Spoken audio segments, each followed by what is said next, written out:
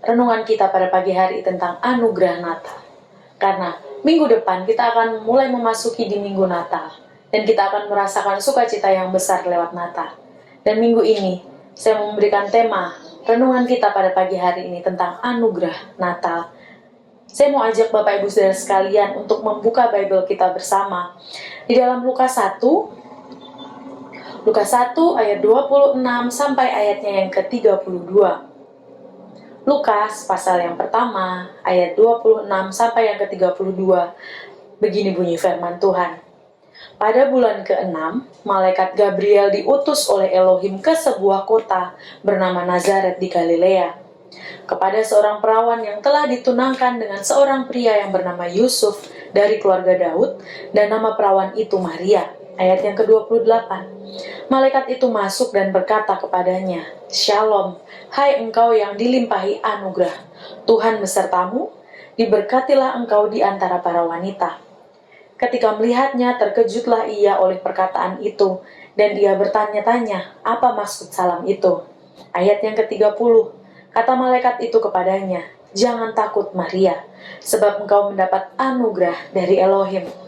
Sesungguhnya engkau akan mengandung dan akan melahirkan seorang anak laki-laki, dan hendaklah engkau menamainya Yesus." Ayat yang ke-32.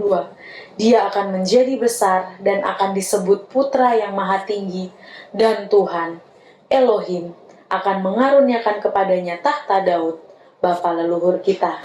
Amin untuk firman Tuhan. Bapak Ibu Saudara sekalian, kita pasti sudah tahu cerita tentang dari awal Maria diurapi, diberkati oleh Roh Kudus. Dia dipenuhi dengan anugerah sehingga dia dipercayakan hal yang besar, yaitu mengandung seorang anak yang kita kenal adalah Yesus, Elohim Bapa kita.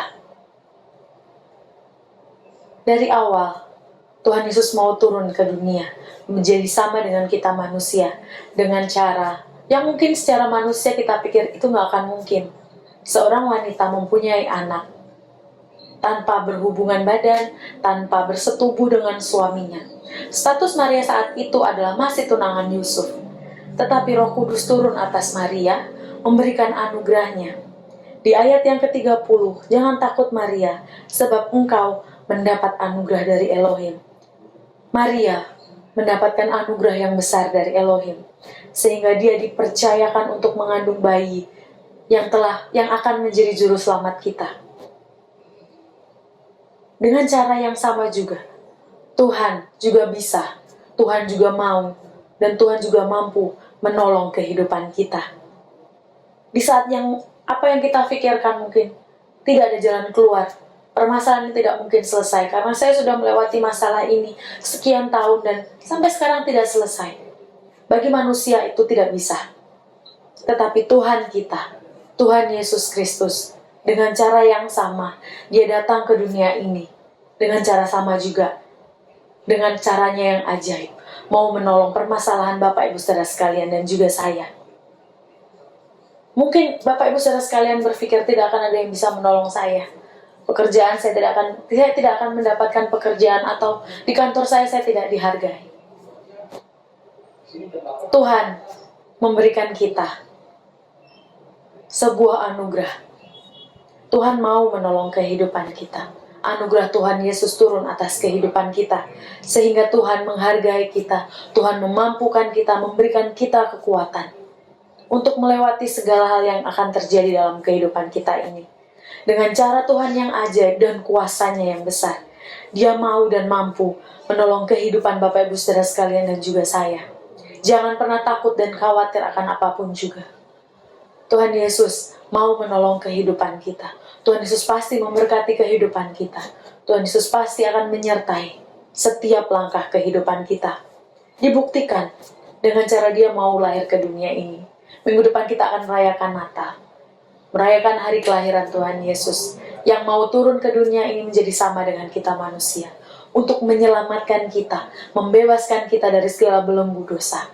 Anugerah Tuhan Yesus, kasih Tuhan Yesus yang begitu besar, turun atas kehidupan kita, lewat dia lahir ke dunia ini. Kelahiran Tuhan Yesus juga, kalau kita bisa lihat bukan hanya secara fisik dia lahir. Saat ini, Tuhan Yesus juga bisa lahir di hati kita. Tuhan Yesus mau hadir di hati kita. Mari kita buka hati kita. Undang Tuhan Yesus untuk terus menguasai hidup kita. Undang Tuhan Yesus untuk terus berpengaruh dalam kehidupan kita.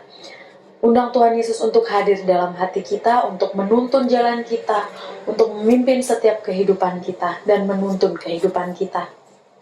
Kelahiran Tuhan Yesus di dalam hati kita memberikan kita anugerah.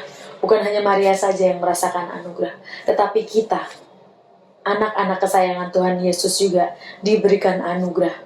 Lewat kelahiran Tuhan Yesus, ketika kita membuka ruang hati kita untuk Tuhan Yesus masuk, memimpin, dan menuntun hidup kita.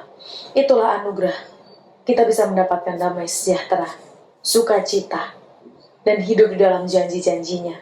Hidup kita disertai oleh Roh Kudus, dan hidup kita juga dipenuhi oleh Roh Kudus. Yang percaya katakan amin. Itu adalah anugerah Natal terbesar dalam hati kita, ketika Tuhan Yesus mau lahir di hati kita, untuk memimpin dan menuntun jalan kita. Bapak, Ibu, Saudara sekalian, dan saya, Tuhan Yesus mau lahir di hati kita untuk memberikan damai sejahtera dan sukacita, dan hidup kita terus di dalam pengharapan di dalam Tuhan Yesus. Hari ini kita akan belajar, saya sudah mencatat 2 hal. Natal atau juga kita bisa sebut kelahiran Tuhan Yesus mengingatkan kita. Pada yang pertama, kita mau buka terlebih dahulu di dalam Lukas 1 ayat yang ke-38 dan ke-45.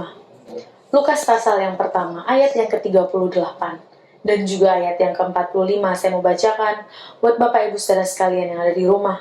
Ayat yang ke-38 berkata demikian, kata Maria, sesungguhnya aku ini hamba Tuhan, terjadilah padaku menurut perkataanmu itu. Lalu malaikat itu pergi meninggalkannya. Ayat yang ke-45 berkata, berbahagialah ia yang percaya, karena apa yang dikatakan Tuhan kepadanya akan terjadi. Yang pertama, Natal atau kelahiran Tuhan Yesus mengingatkan kita. Yang pertama, untuk kita tetap percaya kepada Tuhan, kepada rancangan Tuhan Yesus, kepada apapun kita serahkan kepada Tuhan Yesus. Ayat yang ke-45 tadi berkata, berbahagialah ia yang percaya, karena apa yang dikatakan Tuhan kepadanya akan terjadi. Apa saja yang dikatakan oleh Tuhan, itu pasti terjadi dalam kehidupan kita.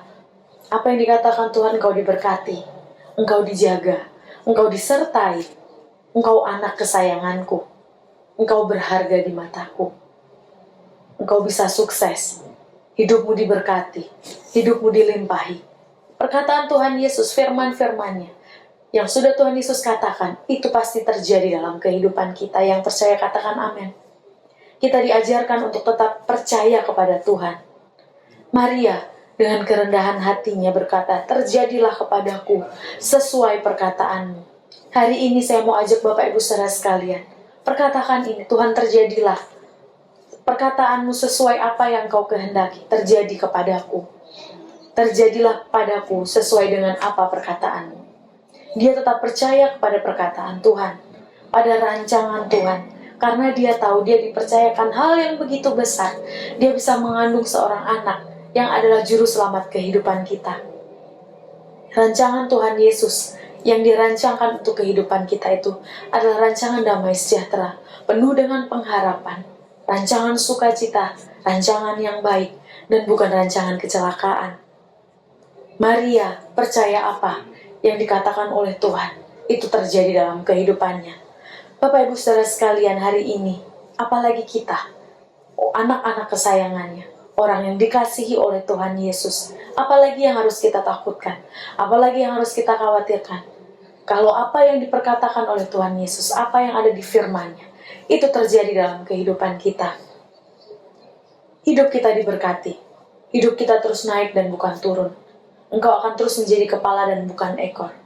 Kita pasti akan ditolong. Yang pertama, kelahiran atau kita bisa sebut Natal, mengingatkan kita untuk terus percaya kepada Tuhan Yesus, percaya kepada rancangan Tuhan Yesus yang ajaib terjadi dalam kehidupan kita.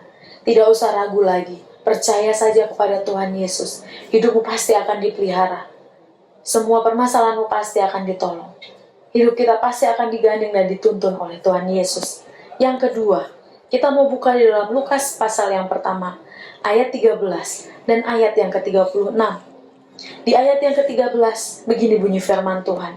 Namun malaikat itu berkata kepadanya, "Jangan takut Zakaria, sebab doamu sudah didengarkan, dan istrimu, Elisabet, akan melahirkan seorang anak laki-laki, dan engkau harus menamai dia Yohanes."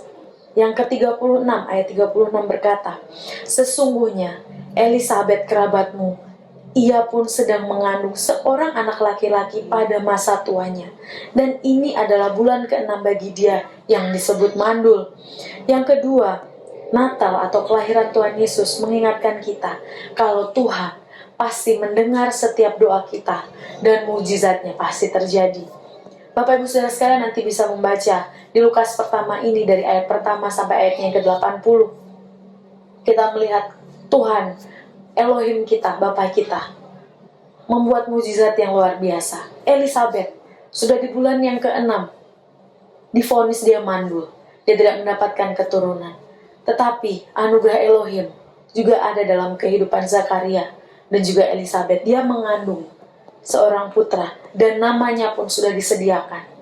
Untuk keluarga-keluarga yang mungkin belum mendapatkan momongan, yang sudah divonis mandul, mungkin bagi manusia itu tidak mungkin. Tetapi Tuhan bisa melakukan hal-hal yang besar. Mujizatnya pasti akan terjadi. Tetap percaya, tetap berdoa. Mujizat itu terjadi dalam kehidupan kita. Waktunya kapan? Cuma Tuhan yang tahu. Yang kita tahu adalah kita siap untuk menerima mujizat yang besar terjadi dalam kehidupan kita. Bukan hanya itu saja, tetapi mujizat di pekerjaan kita, di studi kita. Kita dipercayakan pekerjaan yang lebih baik lagi. Kita dipercayakan hal yang lebih besar lagi di kantor kita. Mungkin studi sekolah kita. Tuhan memberikan hikmat akal budi kepada anak-anak kita. Pada kita sendiri juga. Usaha kita, sawah, bakul, adonan kita diberkati oleh Tuhan Yesus. Tuhan Yesus bisa memberikan mujizat lewat segala caranya. Dan Tuhan Yesus pasti mendengar setiap doa kita. Kita mau lihat Yohanes 10, ayatnya yang ke-10 bagian B. Berkata demikian, "Aku datang supaya mereka memiliki hidup dan memilikinya dengan lebih berkelimpahan." Dalam Yohanes 10 ayat 10b ini sudah sangat jelas kelahiran Tuhan Yesus, kedatangan Tuhan Yesus datang ke dunia ini bertujuan untuk kita memiliki hidup dan memilikinya dengan lebih berkelimpahan. Yang percaya katakan amin. Tuhan Yesus lahir ke dunia ini mau menjadi sama dengan kita manusia untuk menggenapi firman-Nya, yaitu agar kita bisa memiliki hidup dan memilikinya bahkan lebih dari kelimpahan. Itulah janji firman Tuhan terjadi dalam kehidupan kita. Tuhan Yesus lahir ke dunia ini. Tuhan Yesus lahir ke hati kita supaya kita, anak-anak kesayangannya, orang-orang yang dikasihinya, orang-orang yang berharga di matanya, hidup dalam kelimpahan, bahkan lebih daripada kelimpahan. Dua hal tadi yang sudah kita belajar bersama. Natal atau kelahiran Tuhan Yesus mengingatkan kita untuk tetap percaya kepada Tuhan Yesus. Rancangan Tuhan Yesus terlalu indah bagi kehidupan kita. Jangan pernah takut lagi akan masa depanmu. Jangan pernah takut lagi bagaimana anak-anakmu ke depannya.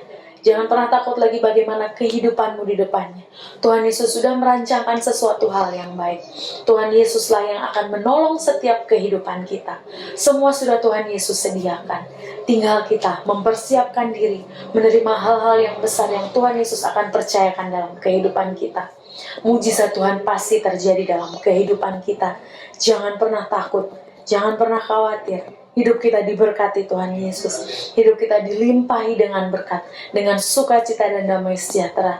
Sehingga persoalan dan permasalahan itu tidak seberapa dengan kasih, dengan pertolongan Tuhan Yesus yang terjadi dalam kehidupan kita.